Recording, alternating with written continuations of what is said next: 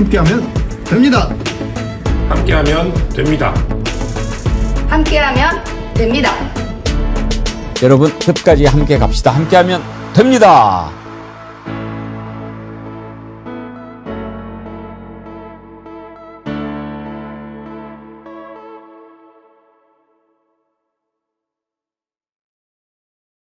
여러분 안녕하십니까, 백운기입니다. 캄보디아에 구금되어 있던 한국인 64명이 귀국하는 모습을 보면서 참 여러 가지 생각이 들었습니다. 첫째는 이들이 가해자인가 피해자인가. 우리 정부가 대응반을 만들어서 떠날 때는 범죄 조직에 납치되어 있는 우리 국민들을 데려오는 거라고 생각했는데, 이번에 온 64명은 모두 캄보디아 이민 당국에 구금되어 있던 범죄 피의자들이죠. 우리 정부도 체포 형식으로 데려온 건데요. 일부는 지금 구속영장이 신청됐으니까 범죄자들을 송환하기 위해서 그렇게 애를 쓴 건가 하는 허탈함입니다. 또 하나는 도대체 얼마나 많은 젊은이들이 캄보디아에 간 건가 하는 걱정입니다. 법무부 자료를 보면 최근 5년 해마다 2,000에서 3,000명이 캄보디아로 나가서 돌아오지 않고 있습니다. 무엇이 우리나라 젊은이들을 이렇게 동남아로 내몰았는가 생각할수록 씁쓸하고 마음이 무겁습니다. 이제 정부는 아직도 원치 않게 감금되어 있는 피해자들을 안전하게 돌아오도록 하는 것과 이 땅의 젊은이들이 희망을 갖고 일할 수 있는 빛을 제시해 줘야 할 것입니다. 생방송 백운기의 정치 1번지 출발합니다. 저거리몰이 날씨가 추워져서 여러분들한테 환절기 특별하게 또 준비한 상품들 좀 볼까요? 순살 장어탕 여러분이 너무너무 사랑해 주셨죠. 이거를 1+1 2팩에 9,900원. 예, 정말 후회하지 않으실 겁니다. 원래 이 한 팩 가지고 두 사람 충분히 먹을 수 있었거든요. 그런데 1+1에 9,900원이면은 한 끼 식사값으로 4명이 먹는 거 아니겠습니까? 감기 오려고 할 때 이거 한 그릇 드시면 정말 좋고요. 또 녹용 쌍화골드 이건 19,900원에 무료 배송이라고 합니다. 이것도 지금 이 안에 50호가 들어있거든요. 하루에 하나씩 드시면 좋죠. 아침 저녁으로 드셔도 좋고요. 여기에 쌍화, 농축, 분말, 계피, 청궁, 당귀 좋은 거 다 들었어요. 이거 아침에 하나 드시면 몸이 따뜻해질 겁니다. 이게 19,900원의 무료 배송. 그리고 더나함 홍삼 백년진고. 이 백년진고는 일반 홍삼 제품보다 훨씬 더 많이 들어있어요. 그 성분이 제노스사이드인가? 그러니까 이것도 지금 6년근 홍삼 농축액 29,900원의 무료 배송 준비를 했습니다. 이런 기회에 좀 많이 드시면 좋을 것 같은데 이 세 가지를 모아서 세트로도 준비를 했습니다. 그렇게 해서 세트 가격이 49,900원인가요? 예. 이럴 때 좀 챙겨 놓으시고 쟁여 놓으시면 겨울철 든든하게 보내실 수 있을 것 같습니다. 정어리몰이 준비한 환절기 종합 세트. 이거 1,000세트 한정 수량입니다. 이런 기회에 준비해 놓으시면 겨울철 뭔가 좀 넉넉하게 쟁여놓은 것 같은 느낌 들지 않겠습니까? 쌀쌀해졌습니다. 여러분들 환절기 종합 세트 많이 사랑해 주시기 바랍니다.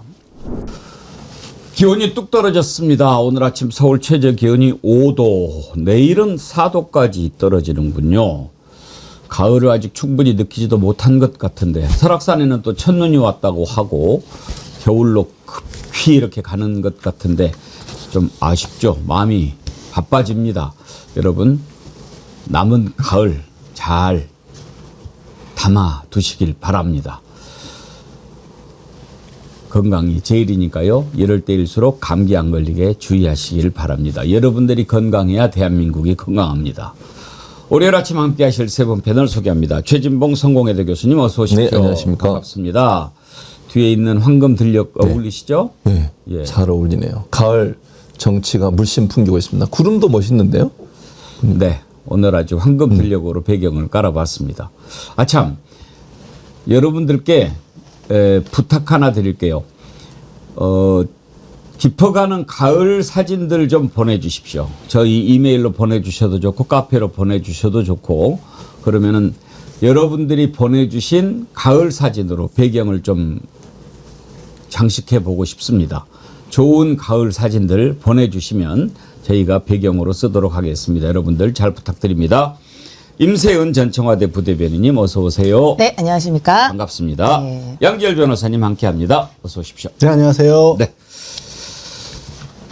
먼저 토요일 날 캄보디아에서 우리 젊은이들이 많이 있더군요. 64명이 귀국했는데 당초 이제 박모군 숨진 채 발견됐을 때 이거 이렇게 해서 되느냐. 우리나라 젊은이들이 외국에서 이렇게 억울한 죽음 당하면 되느냐. 여론이 이제 또 파져서 구하러 가는 걸로 생각을 했는데요. 현재 캄보디아 이민 당국에 구금돼 있던 사람들 데리고 온 거지요.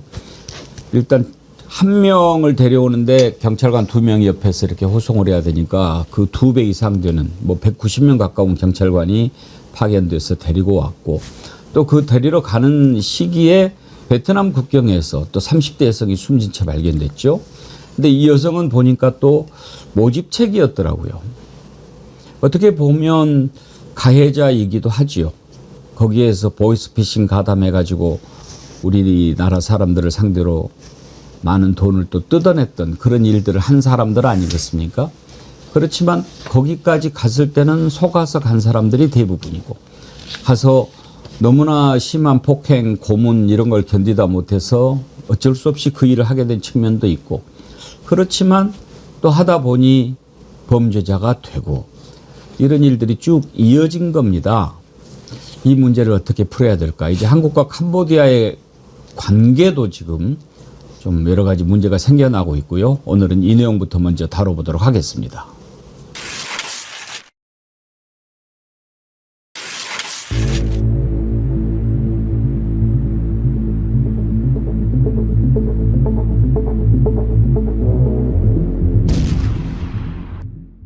เขมรสักนิดหนึ่งสมเด็จฮุนเซนไม่รู้ว่าอะไรเข้าสิงนะคะศึกเนี่ยตอนนี้รายล้อมรอบด้านเพราะว่าก่อนหน้านี้เขมรเนี่ยได้รับการขนานนามว่าเป็นสแกมโบเดียจำได้ไหมรังสแกมเมอร์โลกที่ผ่านมาเนี่ยปล่อยให้หัวเมืองต่างๆของตัวเองจัดตั้งบ่อนจัดตั้งคาสิโนแล้วก็หลอกคนทั่วโลกเขาเตือนก็ไม่ฟังหน่วยงานระดับชาติระดับสากลเตือนก็แล้วก็ไม่ฟังบอกว่าให้รัฐบาลกัมพูชาไม่ใช่กองถ่ายนะนี่คือภาพเหตุการณ์จริงที่เขาไปเจอมาแล้วถ้าเป็นลองไปสื่อไทยลองไปอมรินทร์ดูสิแล้วไปถ่ายคลิปนี้ได้ที่เขมรสมมุตินะฮะสิ่งที่ทางการเขมรออกมาจะบอกว่าไงรู้ไหมเฟกนิวเป็นอะไรต่างๆเป็นเรื่องไม่จริงกุขึ้นมาแล้วใส่ร้ายเขมรแต่นี่เหตุการณ์จากสื่อนอกฮะจากเกาหลีใต้และทำไมฮุนมาเน็ตต้องรีบปิดเกาหลีใต้ให้จบให้เร็วที่สุดเพราะบอกว่าถ้าสมมติว่าเกาหลียิ่งขุดยิ่งเจอยิ่งขุดยิ่งเจอนานาประเทศต่างๆล่ะที่ไปโก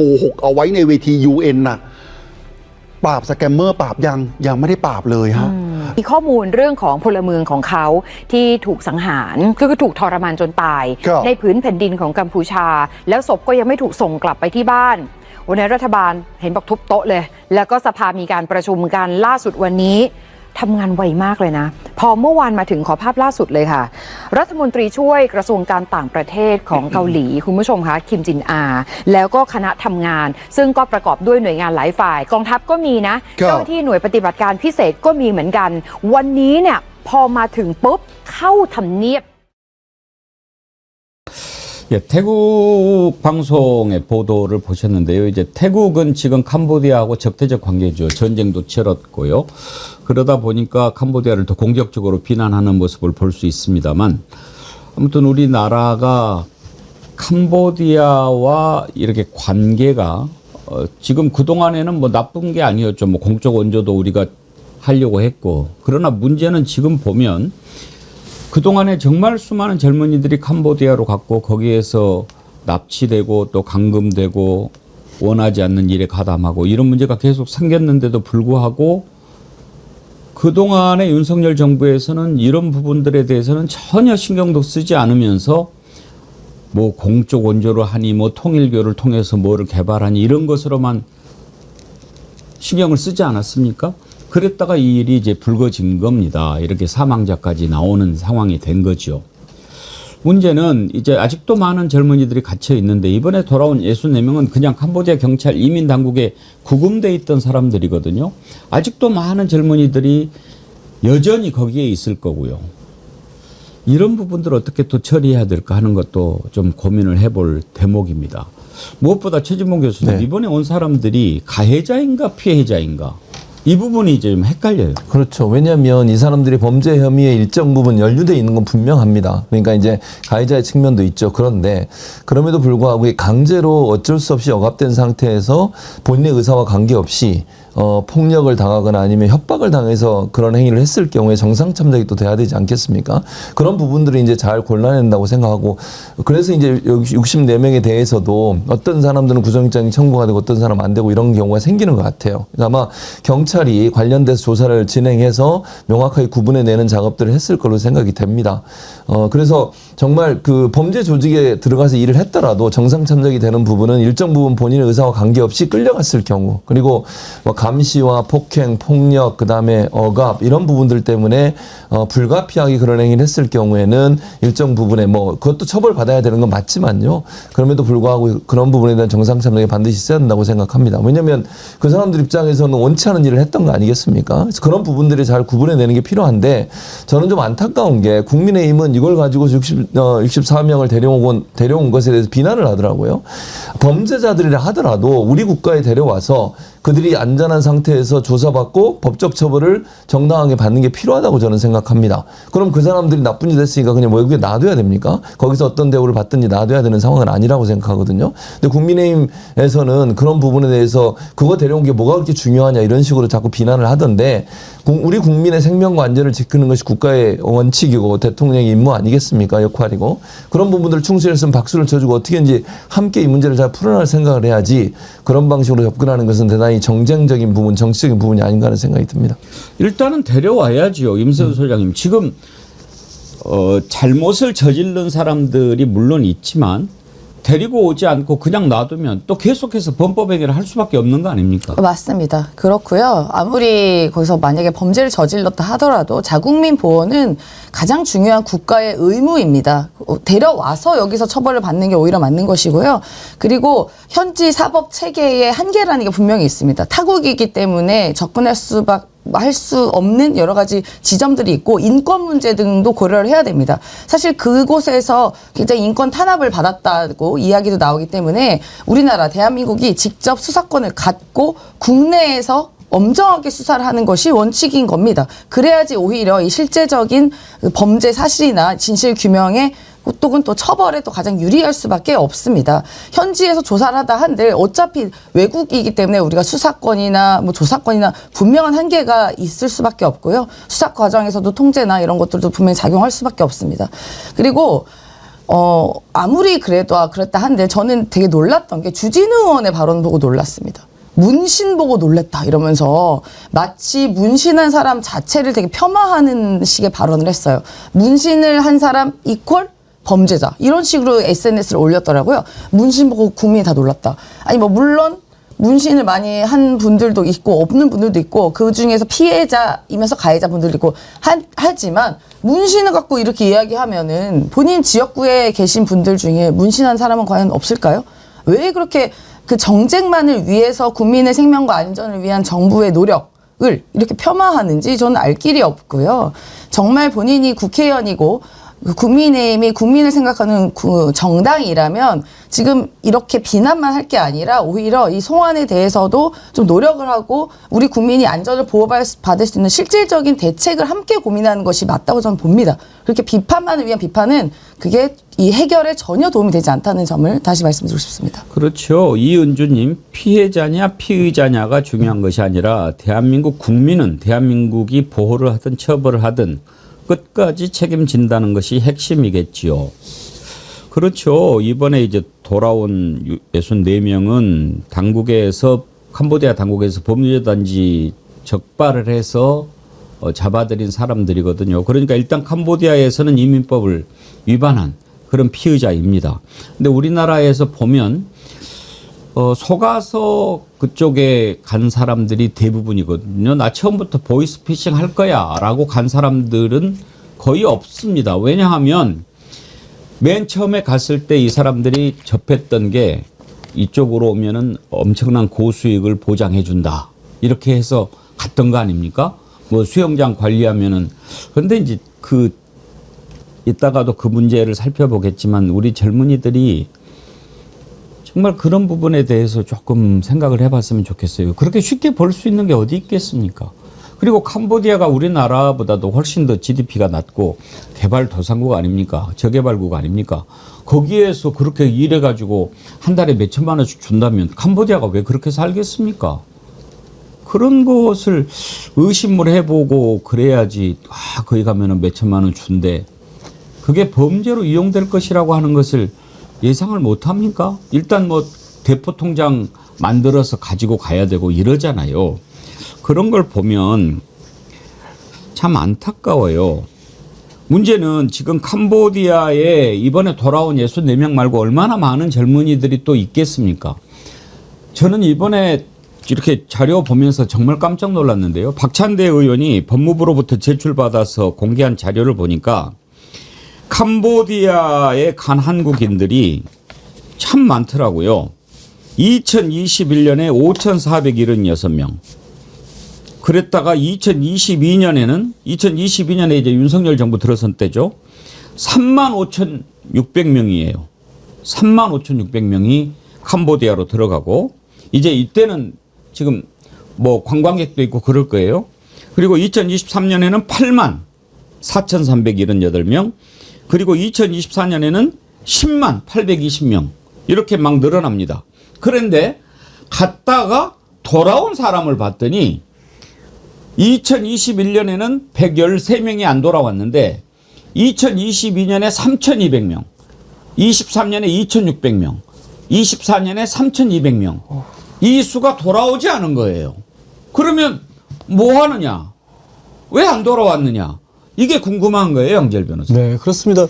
당연히 지금 현황으로 봤었을 때는 물론 가서 정상적으로 일하는 분들도 있지만 3,000명 가까운 인원이 안 들어가고 있다는 거는 지금 실제 상황을 보면 이래서 우리가 다들 그거 느끼셨을 거예요. 보이스피싱 관련해서 전화를 직접 받으신 분들도 있고 온갖 스미싱 문자 받으신 분들도 있고 로맨스 스킨과 관련해서 SNS 통해서 이렇게 막 글 같은 거 받으신 분들도 많을 거예요.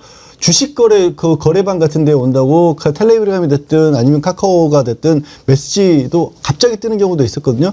그러니까 사회면 사건 사고를 돌이켜보면요. 거의 날마다처럼 이 피해 사례가 나왔던 겁니다.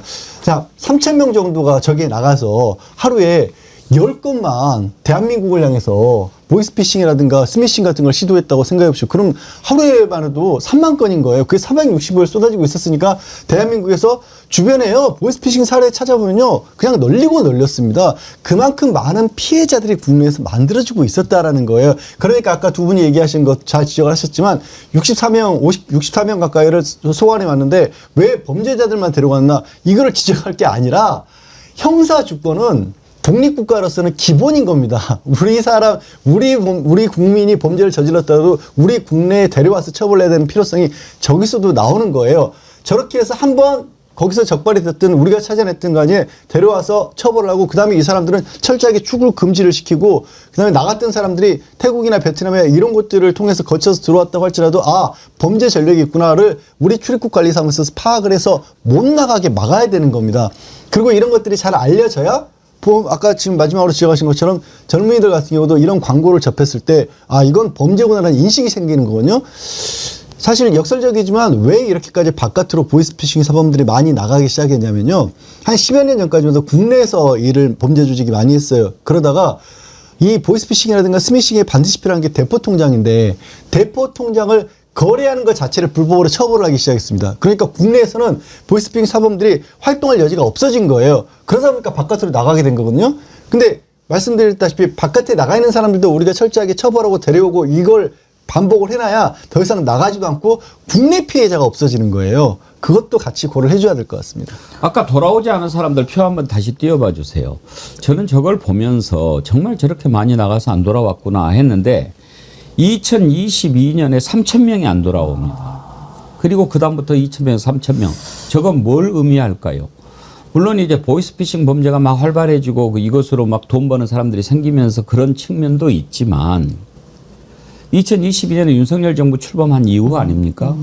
저는 저걸 보면서 최진봉 교수님 네. 정말 많은 젊은이들이 절망하고 그게 이렇게 무언가 저렇게 그 위험한 선택을 하게 한 이유는 아닐까 그런 생각이 들더라고요. 그러니까요. 그러니까 저 숫자가 물론 다 사기 범죄에 연루됐다고 보기는 어려울 수도 있겠지만 그럼에도 불구하고 조사는 반드시 필요하다는 생각이 들어요.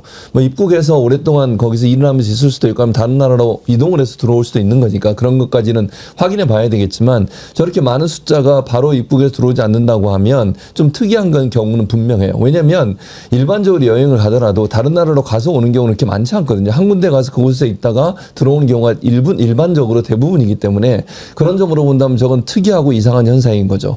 그리고 말씀하신 것처럼 사실 우리나라에 윤석열 정부 들어서도 청년 취업이나 이런 부분들이 많이 어려움을 겪었던 건 분명하잖아요. 그런 부분들 때문에 결국 외국으로 시선을 돌릴 수밖에 없는 것이고 저는 또 하나 이제 우리가 놓치고 있는 지점이라고 생각하는 게 뭐냐면 그 일반적인 우리 청년 세대도 문제지만 그러니까 좀 이런 표현 그 사회 소외 계층들 있잖아요. 청년들 중에서 이런 사람들은 특별하게 정부가 좀 신경을 써서 취업할 수 있는 자리들을 만들어줘야 돼요. 그러니까 예를 들면 예컨대입니다. 장애를 가지고 있거나 아니면 뭐 이게 정신적으로 지체 현상이 있거나 이런 분들에 대해서는 다른 형태로 국가가 보호하면서 그분들이 일을 할 수 있는 직장들을 많이 만들어줘야 되거든요. 그런 복지 사각지대에 있는 분들이 사실은 저런 범죄적의 현혹에 또 빠지는 경우들도 많이 있어요. 근데 이런 부분들이 사실은 윤석열 정부 들어서 많이 줄어들다 보니까 그런 분들이 또 직업을 찾기 위해서 또 돈을 벌기 위해서 불가피하게 가야 되는 상황이 될 수도 있고 또 하나는 경제적으로 정말 코너에 몰리는 사람들 이런 사람들을 구제할 수 있는 여러 제도들이 필요하거든요.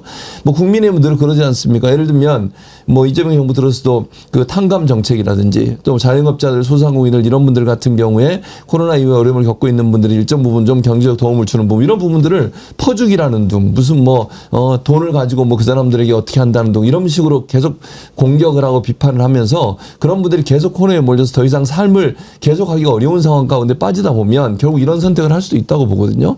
이런 부분들에 대해서 윤석열 정부가 제대로 대응하지 못한 부분도 결국은 이렇게 많은 사람들이 또 외국으로 눈을 들어서 가게 되고 그것이 이제 뭐 사기를 당해서 가서 피해를 당하는 경우로 연결되는 부분도 분명히 있을 거라고 생각합니다. 지우아빠 헬리님이요. 국힘과 일각에선 피의자를 데려오는 게 정상적이냐라면서 비판하던데 피의자든 피해자든 데려와서 조사를 하고 처벌을 해야 하는 거 아닌가요? 송환하지 않으면 더 많은 피해자가 발생할 것이고 또 캄보디아에 남아있는 구금자와 실종자를 찾아야죠. 그게 국가가 하는 일인 겁니다. 내일 한자나 만나고 맨날 술이나 마시고 괴상한 폼으로 골프나 치는 자들부터 정신 차리십시오. 저렇게 많은 수가 나가고 지금 캄보디아의 교민뿐만 아니라 이렇게 나가는 사람이 몇만 명이 되지 않습니까? 그리고 돌아오지 않는 사람이 저렇게 많고 문제가 계속 일어나는데도 윤석열 정부 그렇게 하는 동안에 이제야 코리안 데스크 얘기가 나옵니다. 지금 코리안 데스크라고 교민 전담반 있지 않습니까? 네. 근데 코리안 데스크가 아직까지도 없었다는 거 아닙니까? 그러니까 제가 저 숫자를 보고 뭐 괜한 억측이라고 할 수도 있겠지만요. 2022년 되면서 30배가 늘었어요. 아까 저기 돌아오지 않은 숫자가. 이게 그냥 뭐 몇백 명 이렇게 점차적으로 늘은 숫자가 아니라 기하급수적으로 30배가 늘는 것에 대한 성찰이 필요합니다. 이거는 국가가 관리를 안 한 거예요. 전혀 관리가 안 됐고 특히 캄보디아가 제가 지금 많이 혹시 보고 계신 분들은 아셔야 되는 게 뭐냐면 GDP의 50%가량이 이런 범죄와 관련된 수익을 얻습니다. 캄보디아가. 그러니까 캄보디아 가서 일을 하라 하면은 대부분이 이런 사기나 스캠이나 이런 부분이 연루가 되어 있다라고 그냥 기본 전제를 깔고 가셔야 돼요. 그러면 이 GDP의 50%가 이런 범죄와 관련된 수익으로 나라가 지탱됐다면 그동안 관리가 돼야 되는 게 맞거든요, 국가에서. 근데 2022년부터 30배가 늘어요. 돌아오지 않은 숫자가. 그러면 전혀 국가가 방치하지 않았고 또 여러분 기억하시겠지만 김건희 씨가 가가지고 빈곤 포르노 찍으면서 뭐 이렇게 어린아이 안고 이랬던 미화했던 장면들이 분명히 기억하실 겁니다. 이런 부분 제대로 저는 기억하셨으면 좋겠고요. 지금 국민의힘은 계속 비난을 위한 비난을 저는 하고 있다고 보는 게 그 아까 말씀하신 코리안 데스크 이런 것도 원래는 다 작동돼야 되게 맞는데 전혀 방치되어 있었고 지금 그나마 이재명 정부 들어와서 지금 이런 사건이 발생하니까 24시간 긴급 상황실 이런 걸 만들어서 현지 경찰과 대사관이랑 신속하게 정보 교류하면서 대응을 열심히 하고 있습니다. 마치 이제 국민의힘은 본인들이 방기했던 여러 가지 일들을 괜히 이재명 정부 탓을 하면서 마치 우리가 정부가 국민의 생명을 방치했다 이런 식으로 몰아가고 있는데 이거는 정말 저 허위고 과장이고 국민의 생명 앞에서 그런 식으로 얘기를 하면 안 되는 거예요. 되돌아보셔라. ODA 산업이라던가 캄보디아를 통해서 어떠한 범죄 수익이나 뭐 돈 세탁하려는지 모르겠지만 그동안 있었던 일을 한번 되돌아보셔야 되는 게 좀 우선이지 않을까 그런 생각이 들었습니다. 캄보디아가 사실 좀 문제가 있지요. 왜냐하면 훈센 총리가 오랫동안 집권을 해왔고 지금 총리는 또 훈센 아들입니다. 그런데 이번에 그 범죄 단지 운영하는 총책이 바로 아주 젊은 친구더라고요. 천즈 프린스 그룹 회장인데 1987년생이에요. 근데 이자를 캄보디아 정권이 비호했다. 네. 그래서 그 아래에서 자랐다. 범죄를 저질러도 그냥 묵인했다. 이런 것들이 막 나오지 않습니까? 일단 저도 뉴스를 보고 깜짝 놀랐던 게 처음에는 이제 캄보디아 내부에서 우리로 치면 이제 제2금융권 내지는 사채 같은 업종으로 시작을 했다가 불과 3년 만에 그냥 우리로 치면 국채은행급에 되는 그런 금융회사로 돌변을 했다라고 합니다. 그 다음에 이게 부동산 업체 그 각 다른 세계 각국에도 투자라는 그런 어떤 회사들을 만들어서 운영을 했었는데 최근에 프랑스, 미국에서 이 회사의 금융자산 일부를 동결을 했어요. 가상화폐로 된 재산만 동결했는데 그 자산이 무려 21조 원이었습니다. 그러니까 그게 가상화폐로 운영할 수 있던 자산만 21조 원이었더라면 상상을 초월하는, 더군다나 캄보디아가 상대적으로 경제적으로 낙후되어 있기 때문에 그러면 이 이자가 얼마만큼이나 이 좀 낙후되어 있고 부패하기 쉬운 구조를 가지고 있는 캄보디아에서 위상이 어땠는지 짐작할 수 있는 거고, 그러다 보니까 이제 보도를 보신 분들 아시겠지만 지난 7월에 우리나라에조차도 그 이자가 운영했던 그룹의 사무실을 공개적으로 열었던 경력이 있습니다. 그러니까 국제적인 어떤 범죄 조직으로 성장을 해버렸던 것이고, 그 배경에 말씀하신 것처럼 이 캄보디아의 부패라든가 캄보디아의 불안한 내정이라든가 이런 부분이 기여를 했었고, 그래서 아까 태국 뉴스 보시면 유엔에서 이 부분을 미국이나 프랑스 같은 데서도 문제 제기를 했던 거예요. 이미 수사를 했던 거예요. 그럼 이렇게까지 큰 문제가 이루어지고 있었는데 왜 이렇게 윤석열 정권에서는 아무 조치를 못했을까? 몰랐을 리 없다. 캄보디아 내부에서도 캄보디아의 대사관에 실종 신고가 접수된 게 뭐 해당 올해 들었으면 300건이 넘는다고 하는데 어떻게 모를 수가 있을게요. 근데 지금 상황을 보면 캄보디아 대사로 나가 있었던 사람은 외교부 공무원 출신이 아니라 산업자원부 출신입니다. 그리고 부산 엑스포 유치위원을 맡았던 인물이고요. 윤석열의 측근으로 분류가 되는 거고, 그건 나가가지고 내내 캄보디아에 퍼주기 쪽만 지금 애를 썼던 거예요. 그 증거를 하나하나 드러나오는 게 이 ODA를 하려면 수출입은행에 직접적으로 관여를 했는데 수출입은행과 외교부와 협상했던 기록 자체가 안 남아있다고 하고요. 최상목 경제부총리조차도 여기 빨리 ODA 사업 진행되도록 그렇게 부추겼다는 기록까지 나오고 있습니다.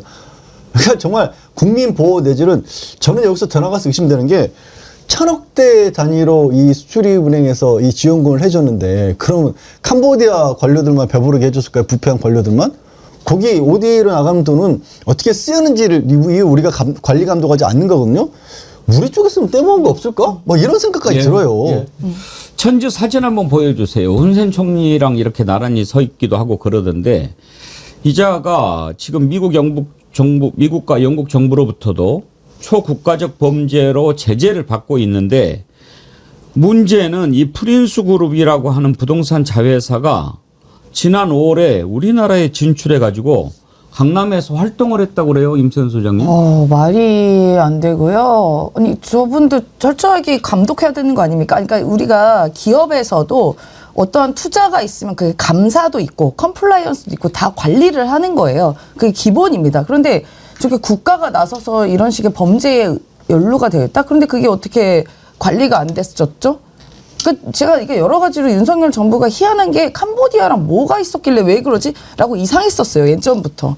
그때 김건희 가서 아까 말씀드린 것처럼 했던 것도 이상하고 계속 캄보디아랑 무슨 묘연의 관계같이 맺은 게 굉장히 수상했단 말입니다. 근데 우리 아까 양재열 변호사님 얘기하신 것처럼 아까 수출입은행 ODA도 그렇고요. 그리고 참 희한하게 이게 우연의 일치인지 모르겠습니다. 캄보디아 ODA 산업에서 관련된 기업이 수출입은행뿐만이 아니라 도이치모터스도 관련이 돼 있고요. 그리고 양평고속도로에 그 자문을 해준 자문회사인 그 두 가 중에 하나 회사도 연루가 되어 있다는 얘기가 있습니다.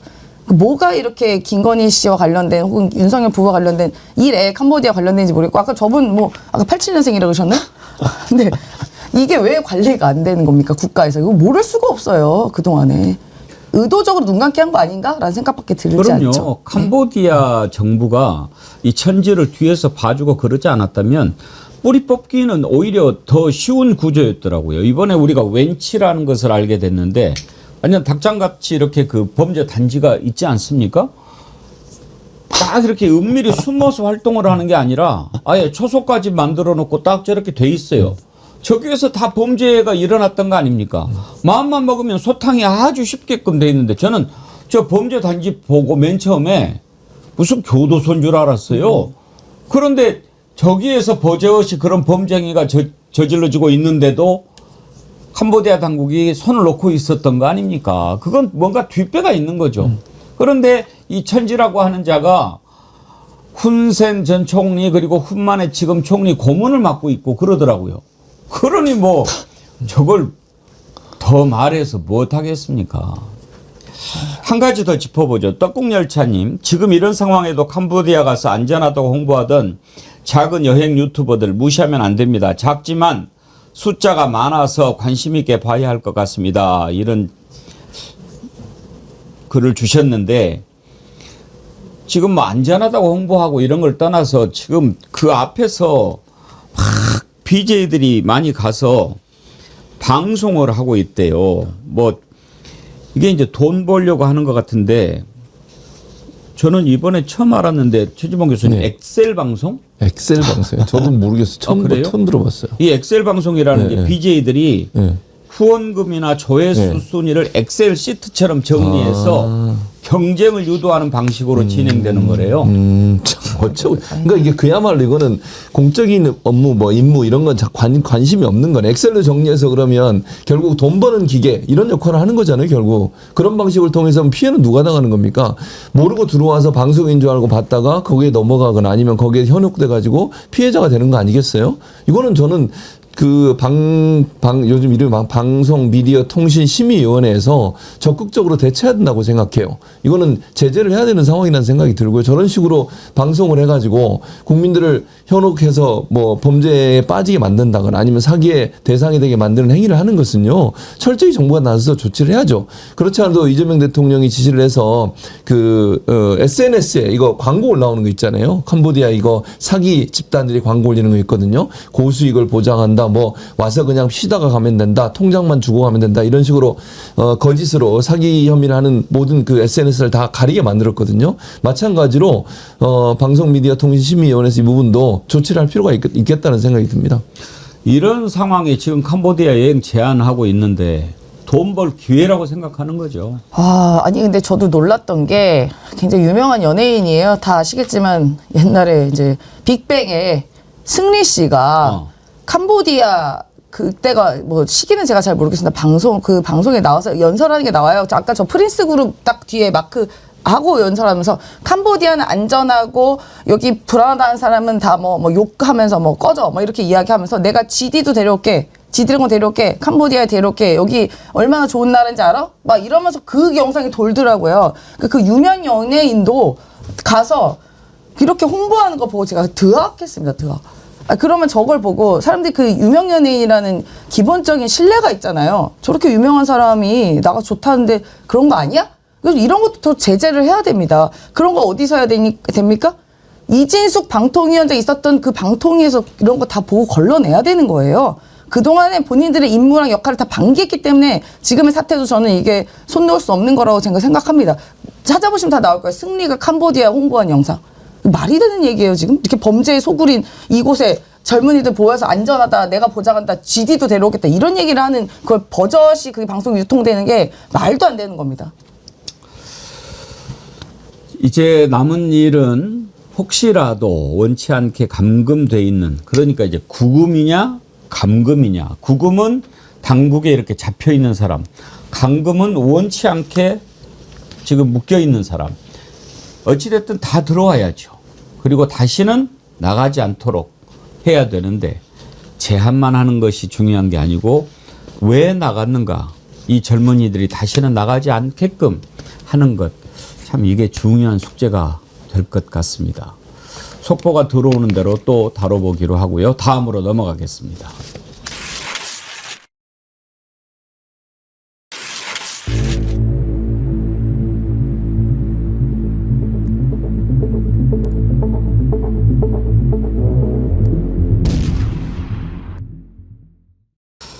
장동혁 대표가 윤석열을 면회했다고 해요. 근데 이제 지금 뭐 윤석열 면회 가가지고도 당 내에서도 좋은 말을 못 듣고 있던데 참 궁금해요. 장동혁이는 무슨 생각을 하고 있는가? 더군다나 다녀와가지고 글을 올렸는데 그 글 한번 보여주세요. 어제 오전 윤석열 대통령님을 면회하고 왔습니다. 힘든 상황에서도 성경 말씀과 기도로 단단히 무장하고 계셨습니다. 최진봉 교수님. 네. 장동혁이는 기독교인인 걸로 알려져 있는데 네. 윤석열이도 기독교인인가요? 저는 그렇게 보이지 않습니다. 일단 생각을 해보세요. 본인이 그 대선 과정에 손에 왕자 쓰고 나왔잖아요. 그렇게 나온 사람이 어떻게 기독교인이 될 수 있으며, 두 번째는 그 김건희도 잘 아시는 것처럼 보니 웬만한 총금 보고 이런 거 보면서 다 사람 뭐 볼 수 있다 이런 식으로 얘기했잖아요. 아니 이런 사람들이 무슨 말씀과 기도라는 말을 왜 올리는 겁니까? 저러니까 기독교를 욕되게 하고 욕먹게 하는 거예요. 저런 행동들이. 자기들이 정말 성경을 말씀을 믿고 기도하는 사람이면 저 따위 행동을 할 수가 있겠습니까? 저렇게 무속적인 생활을 할 수가 있겠냐고요. 행동하는 거 보세요. 통일교와 손잡고 통일교에 뇌물 받고 이런 행동을 하는 사람이 기독교인이 맞습니까 대체? 이게 앞뒤가 안 맞는 거예요. 아니 비난받고 공격받고 자꾸 이제 건진 뭐 얘기 나오고 건진법사 얘기 나오고 이러니까 거기서부터 벗어나기 위해서 저런 행동을 한다고 저는 생각해요. 근데 장동혁은 그러면 안 되는 거 아닙니까? 자기가 기독교인이면 그런 부분에서 기독교를 이용해 가지고 본인의 정치적 이익을 얻으려고 하면 그게 제대로 된 기독교인입니까 대체? 장동혁 대표는? 저는 이해가 안 됩니다. 하나님의 명예를 떨어뜨리고 성경 말씀에 어긋나는 행동을 하면서 어떻게 기독교인이라고 얘기할 수 있고, 자기가 가서 면죄부를 주기 위해서 누군가의 정치적 공격으로부터 보호하기 위해서 윤석열에 대해서 말씀을 읽고 기도한다고 저따위 소리를 할 수가 있는 겁니까 대체? 하나님을 속입니까? 뭐 하는 거예요 대체? 저 사람이 기독교인 맞습니까? 장동혁 대표가? 저는요 정말 진정한 크리스찬이라면 저런 행동하면 안 되는 겁니다. 하나님을 욕되게 해서도 안 되고, 하나님 이용해가지고 본인의 정치적 이해관계, 그 이익을 얻으려고 하는 행동 자체가 잘못된 행동이라고 생각합니다. 장동혁이는요, 다녀와가지고 좋은 말을 아무한테도 못 들어요. 일단, 당 내에서 비판적인 사람들, 그거 왜 가냐. 지금 이 당이 오히려 새롭게 지금 공격을 할 수 있는 그런 판인데, 네가 가가지고 망쳐버렸다. 이런. 그리고 심지어 윤석열을 지지하는 김계리나 이런 사람한테는 가려면 제대로 찾아뵙고 그래야지 겨우 10분 일반 접견해가지고 그거 뭔 꼴이냐 막 이렇게 비난을 하고, 심지어 진중권도 너 잘못 간 거다. 지금 뭐 그럴 때 아니다. 이렇게 이야기하는데 여기서도 욕먹고 저기에서도 비판받을 일을 왜 했는지 저는 그게 궁금합니다. 그러니까 본인이 대표 나갔을 때 공약한 게 있어요. 자기가 대표 되면은 윤석열 면회 가겠다라고 얘기했으니까 안 지킬 수도 없고 지키기도 애매하고 뭐가 하니까 딱 10분 접견하고 온 거라고 보거든요. 근데 전 너무 기가 막힌 게 울었답니다. 가가지고요. 네, 이건 김민수 최고위원의 김민수랑 같이 갔다면서요? 같이 갔는데 김민수 최고위원이 뭐라고 얘기했냐면 그 10분의 짧은 시간마저도 장동혁 대표님과 저 두 남자의 눈물로 절반의 시간을 보냈다고 합니다. 가서 쳐온 거예요. 윤석열 앞에 가가지고.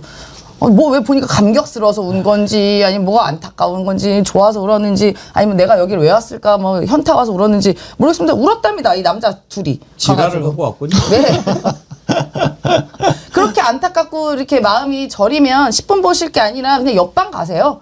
같이 생활하시는 거 어떨까? 제가 그렇게 제안드리고 싶은데요. 내랑 공범으로 같이. 그래서 저는 이 국민의힘이 정말 막장으로 갈 때까지 가고, 제가 이제 입이 아픕니다. 입이 아파요. 이제 내란 정당 해산으로, 위헌정당 해산으로 갈 수밖에 없는 길을 차곡차곡 쌓고 있다고 보고, 저는 장동혁 대표 참 잘한 일 하셨네요. 근데 내란 숙에 윤석열 끌어안고 농개처럼 뛰어내리십시오. 같이. 아니 이렇게 내란에서 스스로 못 벗어나는 모습을 보이면 국힘당으로서 손해라는 것을 대표가 모릅니까? 본인은 그렇게 생각을 안 하는 거죠. 그러니까 국민의힘 내지는 국민의힘 뭐 보수를 지지하는 전체를 큰 그림을 본다기보다 막상 대표가 나왔어도 되고도 왔어도 보니까 원래는 대표 될 때는 지금 뭐 극우라고 불리는 사람들의 지지를 받아서 대표가 되지만 이후에는 조금씩 좀 넓혀 나가겠다라는 식으로 얘기를 했는데 넓혀 나가는 게 생각보다 안 되는 거거든요.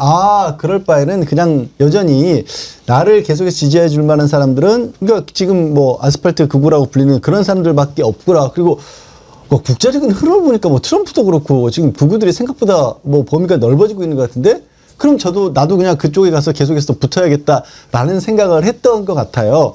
근데 그러다 보니까 아까 이제 비판하신 것처럼 김계리라든가 지금 원래 그쪽에 있는 뭐 변호인이지만 사실 극우적인 주장을 하고 있는 사람은 우리 몫을 당동이가 계속해서 뺏어가려고 하네. 우리가 하려면 제대로 해야지. 가서 특별 접견이라든지 어제 대통령님을 10분만 만났다고 해. 라고 비판하는 거고 당동이가 견제하는 거고 국민의힘도요. 지금 비판한다고 하지만 반성해서 나온 비판이 아닌 거예요. 왜 이 타이밍에 갔어? 빨리 갔다 오든지 나중에 가지. 지금 국감이 있어서 우리가 지금 민주당 공격해야 될 타이밍인데 그 시점을 놓친 게 안타깝다. 이 소리밖에 안 해요. 진정으로 윤석열에 대해서 국민의힘도 반성하는 모습 보이는 건 아니에요. 이도 저도 아닌 겁니다. 그러다 보니까 국민의힘 지금 보수 전체 지지율을 봐도 최근에 여론조사를 보면 절반 가까운 사람들밖에 기존 보수들이 지지를 안 해요. 근데 거기서 벗어날 생각도 없고 벗어날 능력도 없는 게 지금 장동혁이나 국민의힘이에요.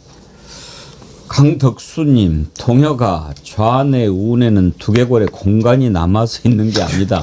생각 좀 하고 살자.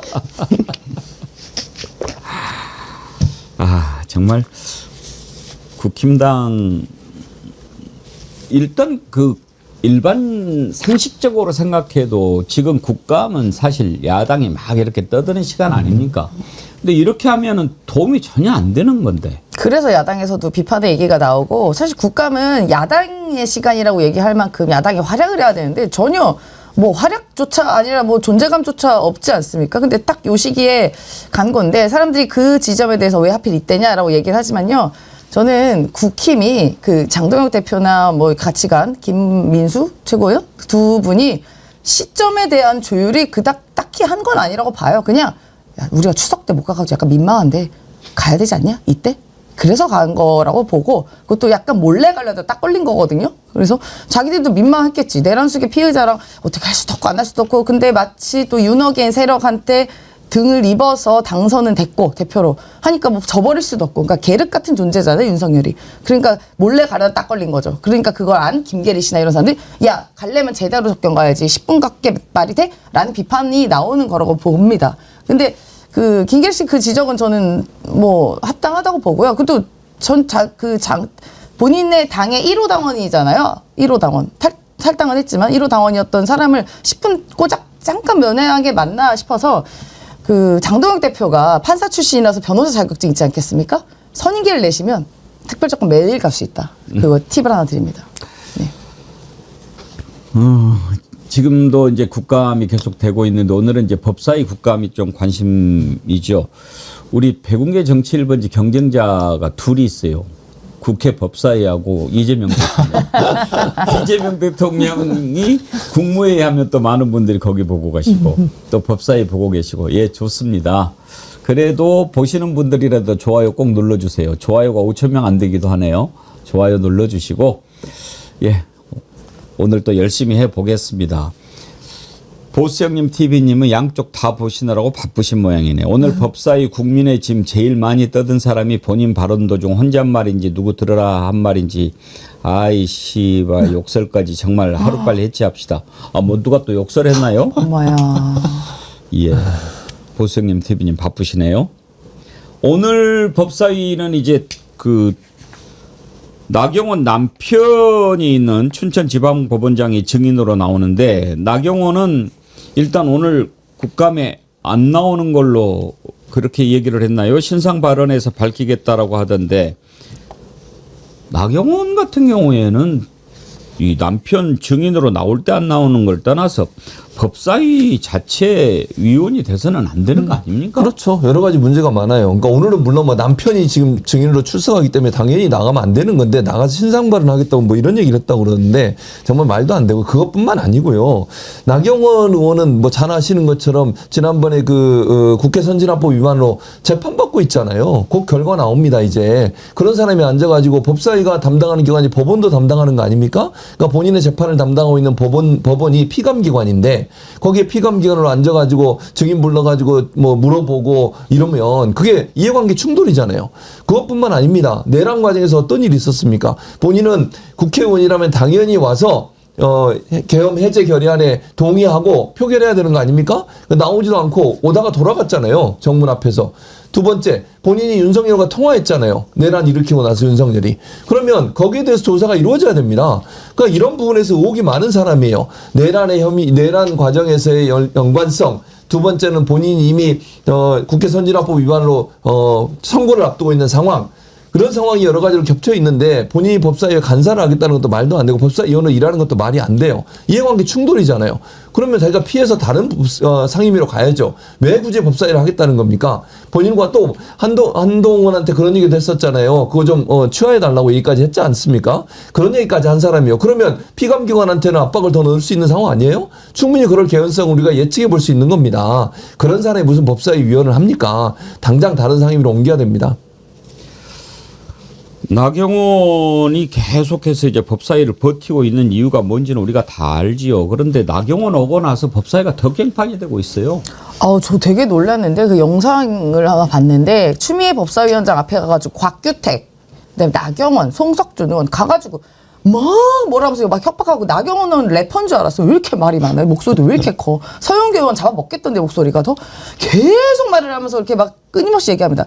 그 나경원은 오지 말아야 될, 입지 말아야 될 옷을 이 법사위라는 데서 와가지고 본인의 정치적인 욕망 때문에 와 있는 거 아니에요. 솔직히 말해서 추미애 법사위원장이 되니까 뭐 대학마다 뭐다 말도 안 되지만 와서 거기서 계속 소위 말하면 전문용어로 깽판을 계속 치고 있는 게 바로 나경원 의원 아닙니까? 이 법사위를 보면요.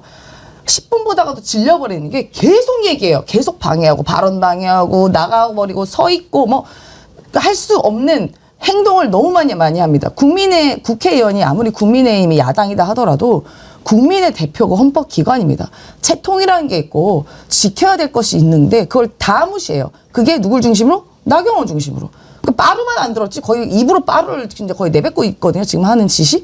근데 지금 보세요. 오늘도 남편 나오니까 그걸 회피한다? 아니 왜요? 남편 나왔을 때 있지. 왜? 그게 자기 아니라며 이해충돌. 가서 오늘 징빙하시지. 남편에서 제대로 된 질의하시고 남편한테 얘기하세요. 집에서 못하는 거 밖에 나가서 할 수 있잖아 또. 그거 왜 피합니까?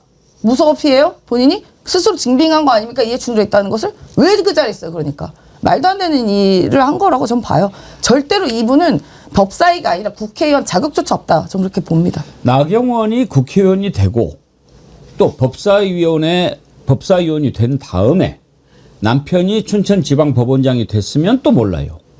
근데 남편이 이미 춘천지방법원장으로 가 있는데 자기가 다른 상임위원회가 아니고 법사위원회를 온 거예요. 오면 안 되죠. 그리고 국감 정말 중요한 때 나는 뭐 출석 안 하겠다. 그러면 이유가 뭔지 일단 한번 그 본인이 신상 발언하겠다라고 하는 얘기를 한번 들어보시죠. 하신다고 한 기사가 나왔는데 그거 맞는지랑 이유를 듣고 싶습니다. 그거는 좀 오보입니다. 그거는 내일 법사위에서 제가 신상 발언을 제일 먼저 신청을 했고요. 신상 발언 신청을 할 예정이고, 그 신상 발언에서 말씀을 드리겠습니다. 법사위의 사실 이해충돌 문제는 이미 감사원 국감에서 전현희 의원님이 본인 권익위감사를 질의했었고, 박지원 의원님은 서해 공무원 사건을 또 질의를 해서 저희가 좀 심하다. 이건 이해충돌이라고 말씀을 드렸는데요. 아마 내일도 박지원 의원님이 중앙지방법원 지규현 부장 재판을 받고 있는 것으로 알고 있습니다. 그래서 여러 가지 이해충돌 문제가 나올 것인데요. 저는 이런 부분 적절하게 제가 신상 발언을 통해서 말씀드리겠다는 말씀드립니다.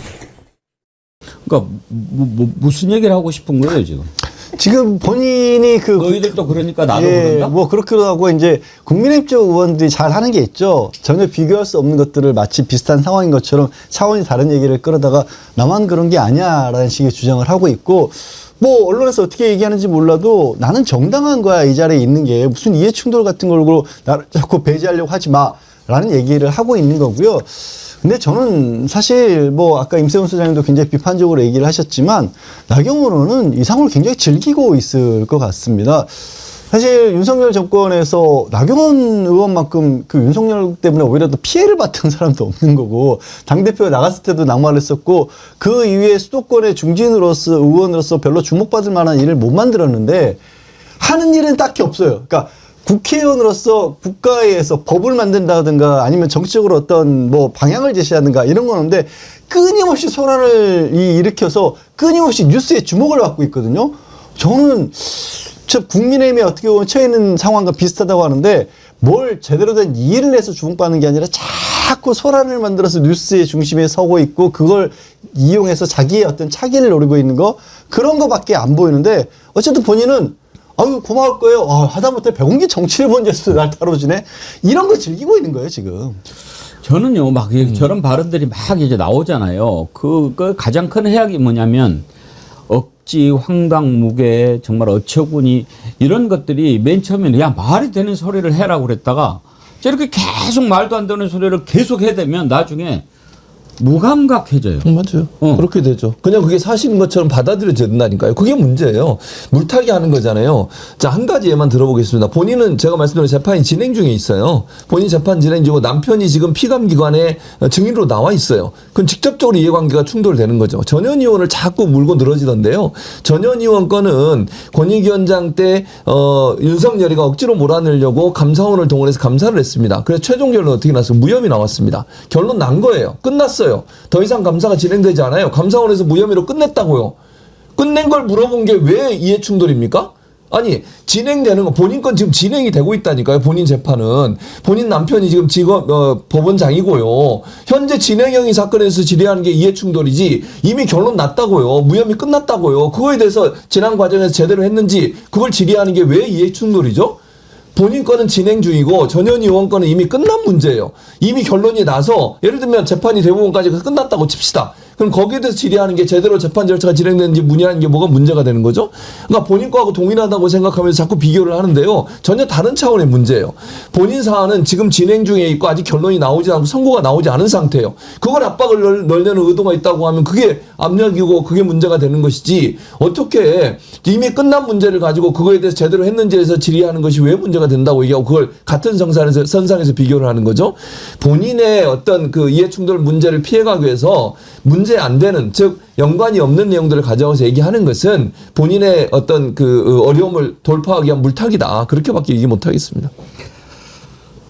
정말 필요한 말을 들어보고 싶은데 그 말은 안 듣고 넘어가고 정말 말도 안 되는 얘기들만 남부하고 언제부터 이렇게 지금 정치권이 돼 있습니다. 요즘 국감 나온 김에 제가 오늘 아침에 재미있는 얘기를 하나 들었는데 우리 임세훈 소장님이 조이대 성대모사를 조이대 할 수 있다고. 조이대까지? 조이대까지. 조이대는 굉장히 특이해요. 조이대. 그러면 네. 조이대 성대모사를 듣기 전에 네. 오리지널을 먼저 듣고 그 다음에 한번 들어봅시다. 그래야 네. 우리가 싱크로율을 체크할 수 있지 않겠습니까? 예, 그럼요. 예. 네. 조이대 녹취 준비된 거 있습니까? 개인적인 행적에 대하여 제기된 의혹과 관련하여서는 일부 위원님들의 서면 질의에 언급된 사람들과 일절 사적인 만남을 가지거나 해당 사건에 대한 대화나 언급을 한 사실이 없었다는 점을 다시 한번 분명하게 말씀드립니다. 다음으로 위 사건에 대한 신속한 심리와 판결 선고의 배경에 관하여 불신이 있는 것 같아 안타까운. 이제 포인트는 대충 알겠는데 일단 우리 임세훈 소장님 성대모사 한번 들어봅시다. 네, 저 이제 많은 분들이 제가 이제 개그맨으로 이제 인식하는 경향이 약간 있긴 합니다만 여러분 말씀드리지만 저는 그 증권맨 출신의 경제를 전공한 정치인이라는 말씀을 드립니다. 네. 그래서 저희가 정치라는 게 우리가 그 타인을 약간 좀 이렇게 희화화하면서 그렇게 하는 게 또 정치의 또 재미이기도 하니까요. 말씀드리고요. 지금 민주당이 제기하고 있는 여러 가지 의혹들은 전혀 사실이 아니고 저는 사법부의 독립을 위하여 여러 가지 노력을 하고 있습니다. 한덕수 정총리라는 사적으로 전혀 만남이 없다는 것을 다시 한번 말씀드립니다. 그래서 한덕수 만났어 안 만났어? 만났잖아요. 조이 대장검장 똑바로 얘기하세요. 서영교원까지 갔습니다. 두 분께 죄송하다 한 말씀. 서영교 의원은 금방 알아듣게. 네. 근데 저희들은 꼭 네. 다 죽어가는 목소리로. 네. 근데 그 원래 이렇게 좀 강조하는 부분에 이렇게 그 액센트와 또 인터네이션이 올라가는 건 그건 이해할 수 있는데 아무 때나 올라가요. 지금 저분이 이제 목소리가 뭐 약간 뭐 다 죽어가는 목소리잖아요. 네. 제가 그 이유를 파악한 게 대법원장의 집무실은 150평이랍니다. 그 돌아다니려면 얼마나 힘들겠어요. 150평. 그래서 힘이 없을 수밖에 없죠. 네. 근데 김건희 성대모사 잘하시는 거 유명한데 또 조이대까지 근데 왜 이렇게 국민 밉상들만 성대모사를 서영교 의원이 있으시죠. 국민 사이다 서영교 의원이. 서영교 의원 비슷했어요. 네, 서영교 의원. 다시 한 번 해. 조이대 그래서 그러면 공적으로는 만났다는 거예요? 만났어요? 안 만났어요? 대답 똑바로 하세요. 그게 더 잘 어울린다. 서영교 그게 훨씬 낫네. 서영교. 예. 그거만 하세요. 좀 비슷하네 진짜. 국회의원 서영교입니다. 예. 우리 또 임세은 소장님 덕택에 한번 웃고 갑니다. 국감에서 여러 가지 이제 그 거짓말들이 하나하나씩 드러나는 걸 보는 것도 재미가 있는데요. 임성근이 이 친구도 정말 한번 그 조사를 검사를 좀 해봐야 돼요. 조사가 아니고. 배우 박성웅 씨 있잖아요. 배우 박성웅 씨가 아주 놀라운 증언을 했어요. 임성근하고 이종호하고 서울 강남에서 식사를 했다. 그랬는데 지금까지 임성근이 나 이종호 알지도 못한다. 본 적도 없다고 그랬어요. 이종호도 마찬가지고. 그런데 아니 박성웅 씨가 뭐 때문에 뭐 거짓말을 한다고 이제 막 그러던데 뭐 때문에 내가 이종호하고 임성근 만나서 밥 먹었다고 이야기를 했을까요? 그러면 말이 됩니까? 그런데 이렇게 드러나면 상식을 가진 사람이라면 아 그때 만났는데 제가 기억을 못했다든지 뭐 또 기억도 못하겠어요. 그 유명한 배우 만났는데 그런데 끝끝내 안 만났다고 그러더라고요. 야, 이거 좀 보통 놈 아니에요? 한번 보실래요?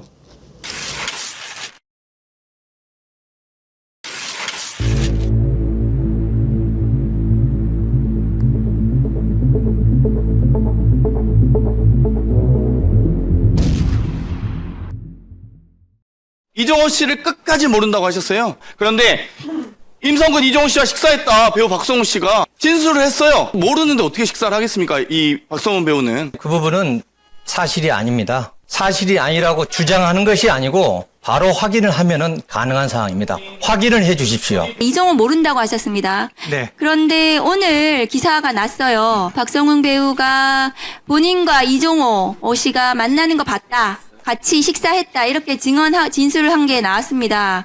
본인이 아직도 그럼 이종호 모른다고 얘기하실 건가요? 예. 저는 아직도 이종호 씨를 만난 적이 없습니다. 그리고 이종호 씨를 만나지도 않았는데 어떻게 그 배우하고 제가 만날 수가 있겠습니까? 임성근 씨 같은 경우는 굉장히 자신 있게 얘기하고 단호한 태도를 보이는데요. 그렇게 자신 있게 얘기한다고 허구가 사실이 되는 건 아니죠. 그렇게 자신 있으면은 핸드폰 비밀번호 풀어가지고 포렌직에 임하는 것이 맞고 그게 더 빨리 진실이 밝혀지지 않을까요? 저는 그것을 권유합니다. 저 어떻게 해야 돼요, 양절 변호사님? 캄보디아로 보내? 글쎄 거짓말도 저렇게 당당하면 이 듣는 사람 입장에서 진짠가 싶을 정도의 상황이에요. 우리가 저 한덕수, 박성재, 이상민 네. 봤잖아요. CCTV 영상 나오기 전까지 얼마나 그 자들이 뻔뻔하게 거짓말했습니까? 근데 저 짤은 지금 CCTV 영상이나 마찬가지게 나왔거든요. 그 이종호, 임성근 두 사람과 같이 박성훈 배우가 식사를 했다는 얘기도 나왔고 그 자리에 동석했던 다른 사람도 같은 얘기를 했습니다. 그리고 그 다른 사람은 적어도 3번은 그런 자리에 있었다라고 얘기를 했고 이 이종호라는 사람은 주변에 사진 같이 찍은 거 보여주면서 우리 성근이라고까지 불렀다라고 합니다. 우리 성근이라고는 함부로 말 못하는 거예요. 근데 생각해보면 저 사람의 그 뻔뻔함은 이미 나왔죠. 아까 지금 자료 사진 첫 번째가 해병대에서 수중수색 사진을 보이는 사진이었습니다. 예. 본인이 그걸 가지고 있었는데 그거를 다 부인을 했어요. 이걸 보고받은 적도 없다고. 어느 매체에 이 사진이 보도가 됐었다라는 보고를 받았고요. 그래서 잘했다라고 칭찬한 겁니다. 저러다가 지금 이 20살 젊은이가 목숨을 잃었는데 거기에 대해서 자기는 모른다. 저기 보세요. 훌륭하게 공부활동이 이루어졌구나라고 그렇게 댓글 내놓고 저거 저는 모릅니다. 저런 사실 기억 못합니다. 라고 얘기를 한 자예요. 다시 한번 말씀드리자. 그러게 자기 휘하했던 가장 젊은 장병이 목숨을 잃었는데 그거에 대해서 보고받은 적도 없다라고 얘기를 하고 마지막에 지금 김준표 의원이 그럼 휴대전화라도 빨리 풀어가지고 좀 포렌식 할 수 있게 제공해라. 뭐라고 그러는지 아십니까? 비밀번호 기억이 안 난대요. 자기 쓰는 휴대폰에. 그래서 저런 정도면 야 저런 진짜 어처구니가 없는 정도, 뭐라고 말을 못하겠습니다, 정말. 정말 나쁜 자예요. 아니, 저는요, 제가 이제 해병대 출신이잖아요. 저보다 기수도 후배예요. 기아 빠져가지고 지금 뭐 하는 짓인지 모르겠어요. 아니, 불러요. 아니, 그러니까 저는, 아니, 해병대의 정신하고도 맞지도 않아요. 해병대 장교가 부하가 저런 일을 당했는데 만약에 거짓말을 하고 허위사실을 얘기하고 본인의 죄를 덮기 저런 행동하는데 해병이 아니에요, 저거는. 저는 그렇게 보고요. 황당한 건 사진도 공개가 됐잖아요. 그러니까 1사단에서 행사가 있었고 그 행사에 이종호와 김계환 전 사령관이 함께 있는 사진이 있어요. 찍힌 사진이 행사에. 생각을 해보세요. 사단장이요. 해병대 사령관이 자기 지역에 1사단이에요. 1사단에 행사가 있어 내려왔어요. 사단장이 안 갑니까? 그런 사단장이 어디 있습니까, 세상에? 해병대 사령관이 내려왔는데 안 간다고요, 그 자리에? 없었대요, 자기는 거기에. 사진은 찍히지 않았으니까 자기는 없었다고 얘기하는데 그게 말이 되냐고요. 이종호 씨를 만난 적도 없다고 얘기하는데 이종호 씨와 관련된 부분에서 여러 예를 들면 SNS 대화 메시지도 나오고요. 사진도 이렇게 공개가 됐는데 물론 거기에 찍히지 않았다고 해서 같이 본인은 모른다? 이런 얘기를 어떻게 뻔뻔하게 할 수 있는 겁니까? 상식적으로 생각을 해보세요. 아니 그리고 지금 박성 씨가 거짓말할 이유가 없잖아요. 무슨 이유로 거짓말을 합니까 그 사람이. 그리고 양재열 변호사 얘기했지만 다른 증인도 있잖아요. 그런 사람들이 다 거짓말 본인만 아니라고 하고 다른 사람은 다 맞다고 하는데 그럼 누구 말이 맞는 겁니까 대체. 근데 국회 나와서 어떻게 저런 말 뻔뻔하게 저럴 수가 있는지 모르겠어요. 아니 언제까지 그럼 본인이 정말 가치 있는 사진이 찍힐 때까지 저럴 거예요? 저걸 국민들이 볼 때 어떤 생각이 들겠습니까? 군인이라고 그것도 해병대 장교라는 인간이 저런 행동을 한다는 건 대단히 저 해병대 일원으로서 너무너무 실망스럽고 해병대 자존심 상하는 일이고요. 저는 저거 쫓아내야 한다고 생각하고 해병 전후에서도. 정말 귀신은 뭐 하나 싶어요. 아니 진짜 저 말이 진짜 제가 너무 어이가 없는 게 아직도 만난 적이 없대요. 아직도. 저는 아직도 만난 적이 없어요. 그럼 언제 얘기할 거예요? 언제쯤 얘기해 줄까요? 만났다고? 그럼 박성웅 배우가 가가 특검 가지고 거짓말한 건가요? 그 박성웅 배우에 대한 명예훼손 아닙니까? 박성웅 배우가 가가지고 막 거짓말 혼자 막 떠들다 온 거 아니에요? 지금 저 말에 의하면. 제가 정말 저 사람이 군인이었잖아요. 그래도 30년 가까이 군인했다고 알고 있는데 국민의 세금으로 그동안 호의호식하고 먹고 산 거예요. 그런데 아직까지 반성하지 못하고 본인 때문에 그 젊은 청년 진짜 귀하게 얻은 그 아들이 돌아가셨습니다. 본인 때문에 사진 나와 있잖아요. 근데 일말의 반심도 없고 양심 있어요? 아니, 기대도 안 하지만 그렇게 본인 사는 게 중요합니까? 그렇게? 뭐를 위해서요? 도대체? 그런 군인의 명예 같은 건 없습니까? 저도 군인 가족이에요. 할아버지 군인으로 돌아가셨기 때문에. 진짜 군인이었다면 최소한의 군인 정신으로는 저렇게 하면 안 되는 겁니다. 이만큼의 책임이라도 있었어야죠. 아직도 만난 적이 없다? 그래요. 언제 만난지 제가 두고 보겠습니다. 언제 만났다고 얘기하실지. 아니 박성웅 배우가 뭐 때문에 안 만났다면 만났다고 얘기를 하겠습니까? 있을 수 없는 일이죠. 있을 수 없는 일이죠. 네. 그렇게 지금 증언까지 나왔으면 우리가 생각하기에 상식적으로 제가 기억을 잘 못했네요. 심지어 정말 말이 안 되지만 나는 그 배우가 뭐 장동건인 줄 알았다. 이렇게라도 이야기하면 그런가 보다 했는데. 아니, 그 정도면은 일상생활 불가능합니다. 그렇게 해서 못 만나고 비밀번호 기억 안 나면 그냥 병원 가세요. 병원 가기도 아깝긴 하지만. 하여튼 이번 국감에 이상한 놈들 많이 봅니다. 정말 저자들이 왜 아직도 있는가 하는 사람들이 너무너무 많죠. 대표적인 게 유철환 국민권익위원장, 또 김영석 독립기념관장. 이 자들 왜 거기에 지금 그렇게 버티고 있는지 모르겠어요. 또 하나 김낙년이라고요. 한국학 중앙연구원장이 있어요. 이 자도 도대체 모르겠어요. 윤석열 정부 있을 때 본인하고 윤석열하고 코드가 맞아서 그런 식으로 뭐 친일 행적을 막 떠내고 떠들어대고 그런다면 모르겠지만 지금도 그렇게 하고 있는 이유는 뭡니까? 이건 곰팡이고 바퀴벌레고 이런 거 아닙니까? 국회 교육위원회 국정감사에서 이자가 했던 말 한번 들어보시죠. 원장님께서 2023년에 직접 집필하셨던 부분을 제가 입수를 했습니다. 자, 일본군의 의뢰를 받은 민간 알선업자들이 위안부를 모집했다. 이딴 식으로 썼습니다. 도저히 용납이 안 됩니다. 그러니까 일본이 강제로 이 사람들을 성노예로 끌고 간 게 아니라 자발적으로 모집을 했으니 저 가겠습니다. 손들어서 신청해서 간 사람들입니까? 그는 그 민간업자가 하기도 했지만 그 배후에는 일본 정부나 군부가 역할을 했다고 생각합니다. 그럼 왜 그런 부분들을 안 쓰셨어요? 봐봐요. 민간 알선업자들이 위안부를 모집했다고 쓰셨고 그 뒷문장 보면 전차금으로 유인한 것이 일반적이었다. 돈 벌러 갔다는 뜻이잖아요. 일부분 이런 영역이 있다고 말씀하실 거죠? 그러겠죠? 그러면 이거 말고도 다른 영역도 같이 쓰셨어야지 왜곡이 아니라는 겁니다. 근데 원장님은 직접 집필하신 책에 보니까 이 위안부를 모집한 거고 돈 벌러 간 거다라는 부분만 쓰여 있어요. 근데 그 뒤에 사실은 유괴된 거였고 협박에 의한 거였고 인신매매였는데 국민들 다 알 것 같아서 그 부분을 뺐습니다. 이렇게 말씀하실 건가요? 제 인식은 뭐 그렇지 않습니다. 참 저것도 이해가 안 돼요. 아니 최진봉 네. 자기가 무슨 학자나 그냥 교수로 있으면서 이런저런 주장하는 거야. 뭐 그거야 그렇다고 칠 수 있어요. 근데 한국학 중앙연구원이라면 우리나라 한국 역사에 가장 그렇죠. 중요한 어떤 기틀을 이렇게 정리하고 그러는 자리 아닙니까? 맞아요. 그런데 저런 인식을 갖고 있는 사람이 그 자리에 지금도 있다. 이게 말이 안 되지 않습니까? 물러나야죠. 저는 윤석열 때 저런 사람을 앉혀가지고 우리나라 역사를 왜곡시켰던 거 아닙니까? 그 현장에 있었던 사람이고 그러면 정권 바뀌어서 물러나야 되는 거 아니에요? 한국학중앙연구원은 거기에요. 그 교육과정도 있어요. 박사과정까지 있습니다. 거기서 교육받는 사람들이 무슨 교육을 받겠습니까 대체? 뭐 중앙기관이 있거나 군인들도 거기 가서 학위받아 오는 사람들이 있거든요. 가끔 파견 나가서. 근데 거기서 그렇게 교육하면서 뭘 가르치겠냐고요 대체. 우리나라 역사를 왜곡하고 우리나라 역사의 친일적인 행적들을 자꾸 부각시키고 이런 부분들을 교육하는 기관에 장으로 앉아있다? 아니 그건 말이 안 되는 거잖아요. 본인이 그런 역할을 할 수 있는 자격이 안 돼요.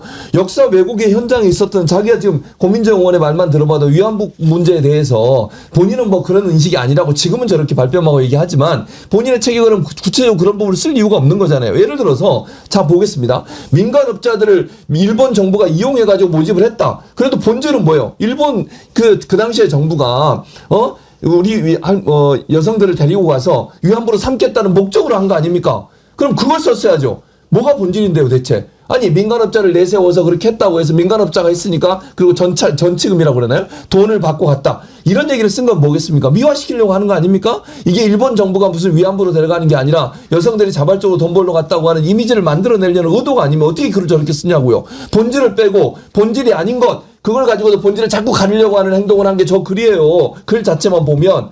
그런데 이제 와서 자기는 그런 생각을 안 갖고 해서 저런 말이 믿을 수 있는 겁니까 대체? 소나기만 피하면 되자는 생각 아니면 저런 얘기를 할 수 없어요. 저 사람이 학자라고 하면 학자로 자격도 없는 거고요. 본질을 제대로 잘 적어서 학문적 토대를 쌓아야 되는데 그 교육기관에 장으로 앉아 있어요. 지금 우리나라 역사를 가르치는 가장 중요한 기관에 당장 물러나야 됩니다. 저런 자들이 하나 둘이 아니죠. 정말 윤석열은 사람들을 골라도 어쩌면 저런 자들만 골랐는지 정말 궁금하지 않습니까? 이 자가요. 임기가 27년 7월 28일까지 끝나요. 3년이거든요. 임기가. 물러나라. 그러니까 제 나름대로 기관장으로서 해야 할 소임이 있다. 이렇게 이야기를 합니다. 무슨 소임일까요? 뭐죠? 역사 왜곡의 소임이 있나 보죠? 본인 나름대로? 이게 윤석열의 말을 기억하면 다시 기억을 한번 해보면요. 윤석열이 뭐라고 얘기했냐면 사람을 임명할 때 좀 모자란 사람이고 약점 많은 사람 임명해야 제가 부리기 쉽다 이런 식의 발언한 적이 있습니다. 그러니까 소위 말하면 패급 밑에 패급만 있는 거예요. 윤석열이 패급이니까 임명한 사람들이 다 저지경 아니겠어요? 본인보다 똑똑한 사람이나 신념 있는 사람이나 어떤 상식 있는 사람은 안 앉힌 거죠. 왜냐? 본인이 패급이니까. 그러니까 이런 게 여실히 드러났다고 보고 저희가 좀 냉정하게 봐야 될 게 지금 이미 윤석열 그리고 최상목 한덕수가 앉힌 공공기관장 엄청나게 아직도 임기가 많이 남아 있습니다. 저 이런 거 다 손봐야 되고요. 지금 국정감사가 진행되고 있는데 사실 이재명 정부가 출범한 지는 4달이 조금 넘었기 때문에 그거 말고 윤석열 정부에서 있었던 여러 가지 일들에 대한 국정감사가 더 심각한 게 많고 특히 저렇게 알게 모르게 숨어있는 윤석열의 그 측근들, 윤석열을 비호했던 사람들이 아직도 여전히 지금 사회 곳곳에 아주 높은 위치에서 좋은 대우를 받으면서 살고 있다는 점 우리가 계속 기억을 해야 됩니다. 윤석열만 감옥에 있다 끝난 게 아니에요. 네, 이 지점 우리가 또 한번 다시 냉정하게 봐야 됩니다. 윤석열 정권이 저런 자들을 자꾸 발탁을 하고 김영석이라든지 김낙년이라든지 그렇게 해서 친일로 친일 정도가 아니라 그냥 나라를 갖다가 팔아먹으려고 마음먹은 것 같이 우리가 본 게 한두 가지가 아니지 않습니까? 후쿠시마 오염수부터 시작해가지고요. 최근에 정말 국민들이 깜짝 놀란 게 그 관제에다가 다다미빵, 피노키탕. 일본 놈처럼 살고 싶었던 거죠. 그러게요. 우리가 윤석열이라는 자를 생각을 하고 얘기를 할 때 너무나 무지한 짓을 많이 했고 또 어떻게 보면 상식적인 부분도 너무 없기 때문에 그냥 이 자가 아무것도 모르는 사이에 어쩌다 보니 이런 자들이 밑에도 이런 자들이 모였다 이렇게 생각해서는 안 될 것으로 보입니다. 무지하고 그러니까 몰상식하고 상식도 없는 자는 많은데 친일을 했던 자만은 확실해 보여요. 이 자가 스스로 밝힌 게 있죠. 일본 총리와 첫 번째 회담을 가진 자리에서 자기가 기억하는 일본을 어렸을 때 봤었을 때 굉장히 아름다운 나라였다. 그래서 그때 아버지가 일본에서 가르칠 때 그 주변에서 어떤 게 맛있었고 이런 것들을 잔뜩 가지고 있는 기본적인 성향 자체가 친일적인 성향을 가진 자였던 거고 그 성향이 있었기 때문에 대표적으로 국가안보실에 있었던 김태호 전 차장같이 굉장히 친일적인 행각을 보였던 사람들이 주변에 모일 수밖에 없었던 거고 우연히 모인 게 아니라 친일 세력들 그중에서도 기득권을 가지고 있는 친일 세력들이 쭉 주변에 포진을 했던 겁니다. 그게 그래서 이어지고 있는 것이고 그래서 일본과 그렇게 가깝게 했던 부분이 일본에 무슨 물을 반컵을 먼저 채운다든 이런 얘기를 했던 것이고요. 지금 나온 자만 해도 27년까지 나야 공직자로 살 수가 해야 될 기관장으로 세야 될 일이 있다. 단순히 이 사람들은요. 보기에 저희는 왜곡을 한다라고 얘기를 하지만 그 자들의 문제는 그 자들로서는 자기 소신을 가지고 지금 역사를 바로 세운답시고 저런 일을 하고 있는 겁니다. 저자가 아까 위안부에 했던 얘기는요. 저희가 처음 시작할 때 캄보디아 청년들 얘기를 했죠. 캄보디아 청년들에 관해서 얘기를 하면서 돈 벌러 갔습니다. 끝. 이렇게 얘기한 거 똑같은 기록을 남기려고 하고 있고 그다음에 국감에서도요. 반성하는 표정이라든가 그 자리가 힘들어하는 표정이 아니라 웃고 있어요. 지금 그 자들이 계속 문체부와 관련돼서 문화체육부만 관련해서도 그런 자들이 100여 명이 지금 계엄 이후에만 임명이 됐습니다. 이거 큰일입니다. 대한민국 미래를 위해서. 예, 오늘 1부는 여기까지 하도록 하겠습니다. 원래 월요일 2부는요. 김규현, 정구승 변호사 두 분 모시고 법률과 관련된 또 여러 가지 내용들을 다뤄보는데 요즘에 부동산 대책과 관련해서 너무 궁금하고 알아보아야 할 일들이 많이 있어서 오늘 긴급 특별 인터뷰로 준비했습니다. 한문도 연세대 금융부동산학과 특임 교수님 모시고 부동산 대책에 대해서 한번 좀 자세히 짚어보도록 하겠습니다. 여러분 2부도 계속 함께 해 주시기 바랍니다. 여러분들 부동산 문제 관심이 많으신 것 같아서 특별 인터뷰 준비했습니다. 1부 함께 해 주신 최진봉 교수님, 임세은 소장님, 양지열 변호사님 수고하셨습니다. 감사합니다. 고맙습니다.